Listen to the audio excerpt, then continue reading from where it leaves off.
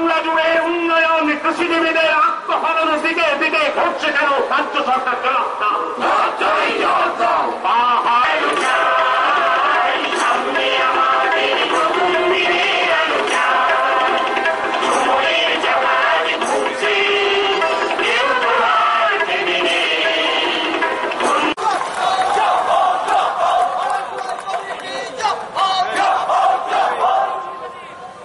এরপরে একইভাবে পূর্ব মেদিনীপুর জেলা কোঅর্ডিনেশন কমিটির সম্পাদক কমরেড গোবিন্দ চক্রবর্তী তিনি কমরেড মনোজ কান্তি গুহর হাতে চা বাগান শ্রমিকদের সাহায্যার্থে 60,000 টাকার একটি চেক তুলে দিচ্ছেন।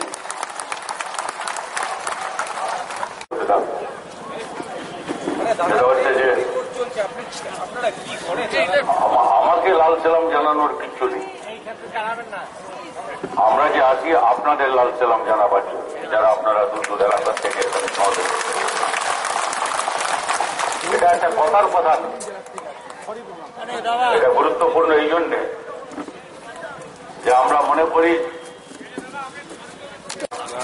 আদিবাসী তফসিলি সংখ্যালঘু নানা অংশের মানুষ, শ্রমিক কর্মচারী শিক্ষক এই সব তারা আছেন বলে আমরা আছি। তারা যদি না থাকতেন, আপনারা না থাকতেন, আমি বিরোধী দলের নেতা হতাম না, আমাকে কেউ ডাকতেন না এখানে, আর আমি এখানে দাঁড়িয়ে বক্তৃতাও করতাম, আপনারাও শুনতে থাকতেন। মানুষ ইতিহাস তৈরি করে, আর আমাদের দায়িত্ব হচ্ছে এখানে দিদি আর ওখানে দাদা কে লোকে ঠাট্টা করে বলে দিদি ভাই, ওপরে দাদা ভাই, মাঝখানে সিবিআই।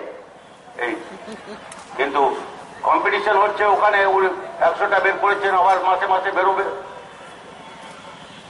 আচ্ছা, নেতাজি কি আপনাকে এইসব শিখিয়েছেন নাকি? যা যা আপনি করছেন, যা যা আপনি বলছেন, এই ভাষা, এই কাজ, এই শিখেছেন আপনি?